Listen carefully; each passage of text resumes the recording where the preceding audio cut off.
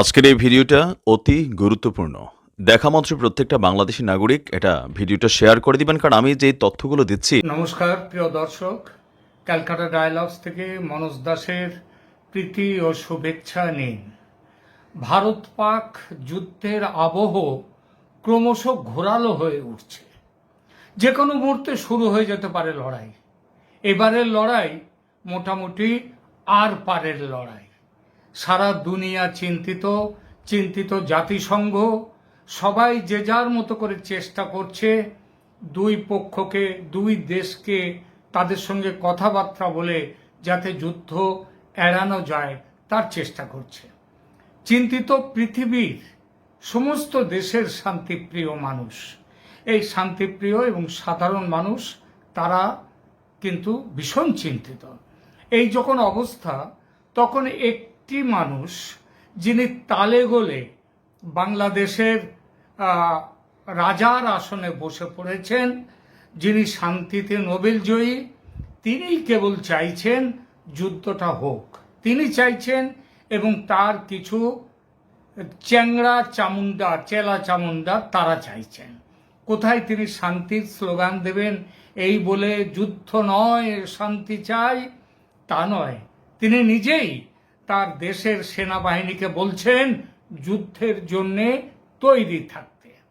গতকাল 30শে এপ্রিল সকালে ঢাকায় বাংলাদেশ বিমান বাহিনীর বার্ষিক মহড়ার অনুষ্ঠানে উপস্থিত ছিলেন মোহাম্মদ ইউনূস, বাংলাদেশের অন্তর্বর্তী সরকারের প্রধান উপদেষ্টা।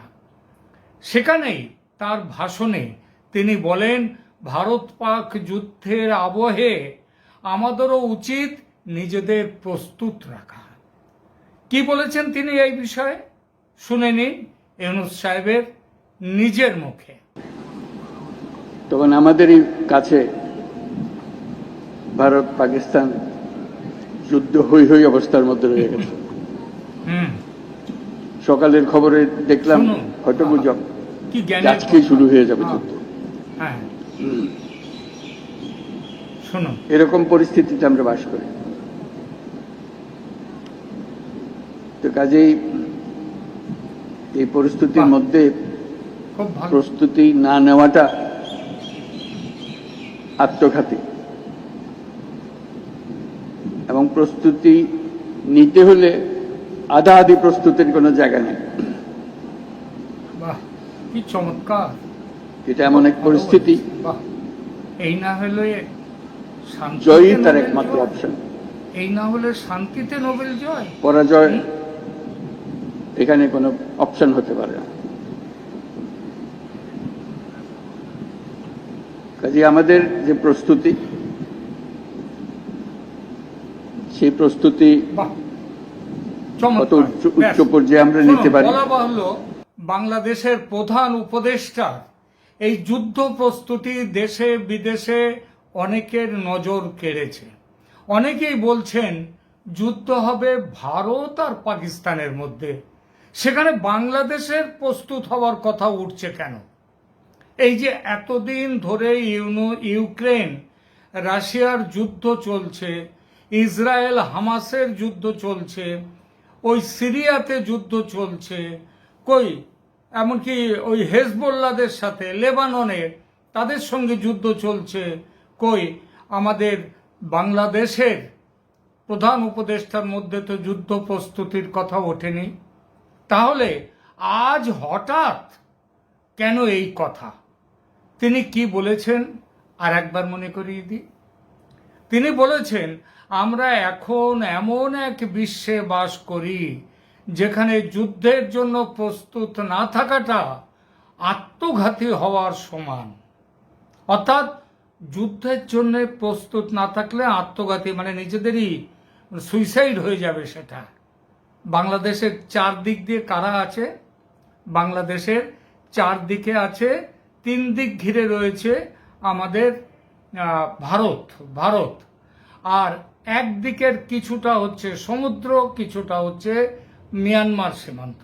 এই তো এই ব্যাপার। তাহলে যুদ্ধটা তিনি কার সাথে করতে চাইছেন? মিয়ানমার তো এখানে কোনো অংশ নয়, ভারত পাকিস্তানের যুদ্ধে, তাহলে তিনি যুদ্ধটা কার সাথে করতে চাইছেন এবং তিনি কি বলেছেন, যেটা না হলে সুইসাইডাল হবে, আত্মঘাতী হবে, অর্থাৎ যুদ্ধের চেষ্টা। অবভিয়াসলি তাহলে প্রশ্ন আসে যে ভারতের সঙ্গে যুদ্ধের চেষ্টা কি? আসছি আমরা, সে কথায় আসছি। তিনি বলছেন যে তাদের প্রস্তুতি রাখতে হবে। কতটা প্রস্তুতি সেটাও বলেছেন। মানে অনেক সময় প্রস্তুতি হয় কি, যে দু দলের মধ্যে লড়াইয়ের মধ্যে যদি এদিক ওদিক একটা দিক ঢিল কিংবা বোমাটোমা এসে পড়ে, তখন বাঁচানোর জন্য তাদের একটা নিজেদের প্রস্তুতি থাকে, সেটা সামান্য প্রস্তুতি বলে। কিন্তু ইনি কি বলছেন, ইউনূস সাহেব বলছেন অর্ধেক প্রস্তুতি বলে কোনো বিষয় থাকতে পারে না, তাই আমাদের পুরো মাত্রায় প্রস্তুত থাকতে হবে। এখন কথাটা হচ্ছে এই হঠাৎ প্রস্তুতি, হঠাৎ এই যে প্রস্তুতি অত্যন্ত দরকার, এমনটা কেন মনে হলো ইউনূসের? তার দেশ তো ভারতও নয়, তিনি আবার পাকিস্তানও নন। পাকিস্তানের সাথে তো তারা যুদ্ধ করে, মুক্তিযুদ্ধ করে তো তাদের স্বাধীন হতে হয়েছে। তার দেশ, তাহলে তার তৈরি থাকার কথাটা উঠছে কেন? এটাই হলো প্রথম প্রশ্ন। তার দেশের আক্রান্ত হওয়ার ভয় আসছে কেন? যদি আক্রান্ত হন, কার কাছ থেকে আক্রান্ত হওয়ার ভয় করছেন? ভারতের থেকে। তার মানে তিনি এমন কিছু করেছেন যাতে ভারত তাকে আক্রমণ করতে পারে। আমরা আসবো সেই আলোচনায় একটু একটু করে। আবার এমনও তো হতে পারে যে তিনি আক্রান্ত হওয়ার ভয় নয়, তার মধ্যে আসছে আক্রমণ করার বাসনা। এটাও তো হতে পারে, আক্রমণ করবে। প্রিয় দর্শক, আমার এই চ্যানেলে আমি গত কয়েকদিন ধরে একাধিক ভিডিওতে বলেছি ভারত পাকিস্তান যুদ্ধের মধ্যে বাংলাদেশের জড়িয়ে পড়ার প্রবল একটা সম্ভাবনা আছে। তার কারণ, যে সন্ত্রাসবাদ সমূলে উপড়ে ফেলে সন্ত্রাসীদের পৃষ্ঠপোষক পাকিস্তানকে বড়সড় শিক্ষা দিতে চায় এবার ভারত, পহেলগামের পরিপ্রেক্ষিতে সেই একই সন্ত্রাসবাদ শিকড় গেড়েছে বাংলাদেশে। এবং এই প্রক্রিয়ায় পাকিস্তানের হয়ে দোসরের মতো কাজ করছে বাংলাদেশের বর্তমান শাসকরা, ইউনূস অ্যান্ড কোম্পানি। সুতরাং যুদ্ধ বাঁধলে বাংলাদেশ হয়ে উঠবে ভারতের নয়, পাকিস্তানের বি টিম। আর যদি ক্ষমতায় থাকতেন শেখ হাসিনা, তাহলে তিনি নিশ্চিত ভাবেই বলা যায় যে যুদ্ধে বাংলাদেশের জড়িয়ে পড়ার বিন্দু মাত্র সম্ভাবনা ছিল না। হাসিনার ভারতের পক্ষে যাওয়ার কোনো কারণ থাকতো না, কারণ তার দরকারই হতো না। পাকিস্তানকে সহবত শেখাবার জন্যে ভারত একাই যথেষ্ট, তার বাংলাদেশের সাহায্য নেওয়ার দরকার হতো না।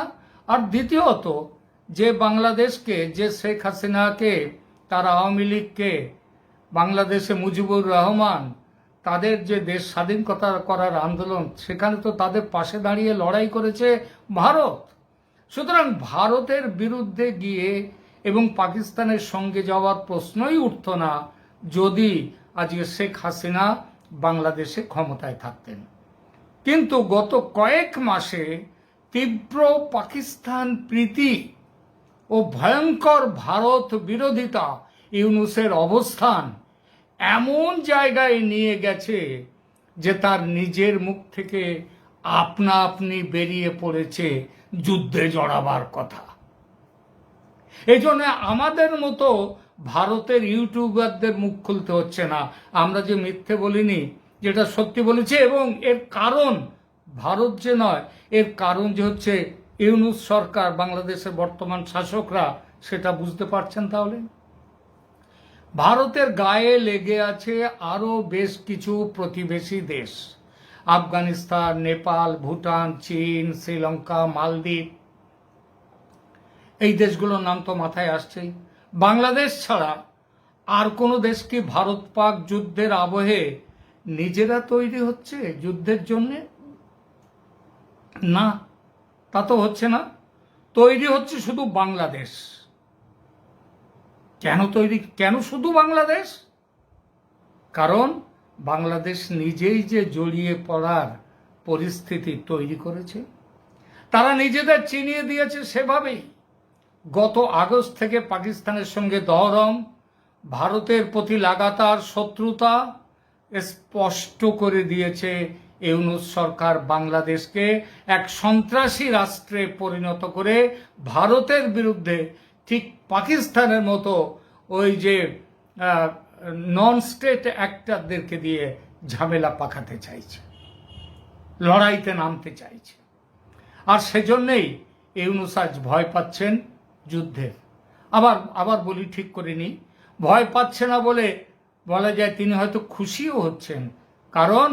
কারণ ভাবছেন পাকিস্তানের সাথে এভাবে গাঁট বেঁধে থাকলে ভারতকে দমন করা যাবে এবং ভারতে দারুল ইসলাম কায়েম করা যাবে।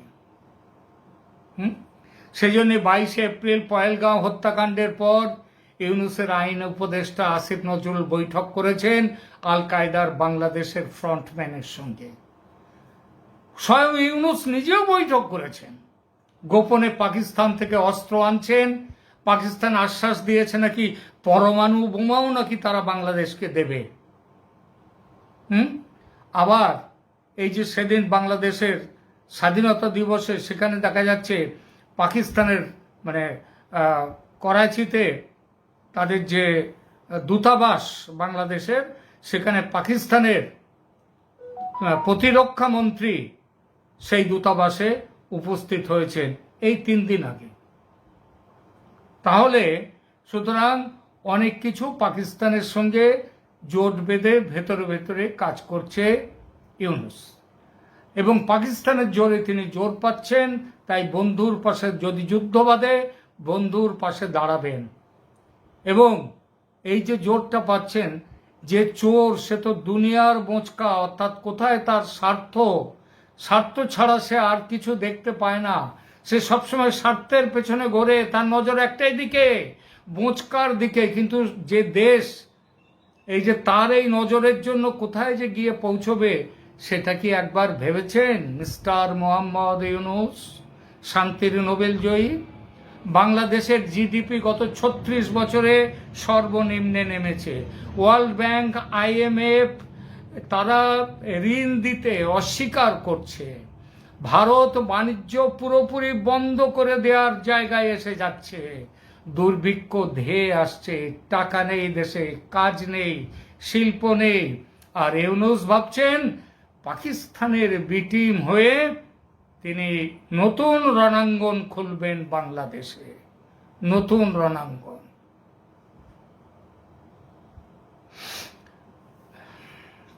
যুদ্ধ বাঁধলে ইউনূস নিজে পালাবেন, সে সুযোগ ও ক্ষমতা তার আছে। কিন্তু দেশের আম জনতা, তারা তো বাঁচবে না। এক হঠকারী, স্বার্থপর, প্রচণ্ড লোভী এক বৃদ্ধ সুদখোর সাইলকের লোভের শিকার হয়ে তাদের মৃত্যু হবে।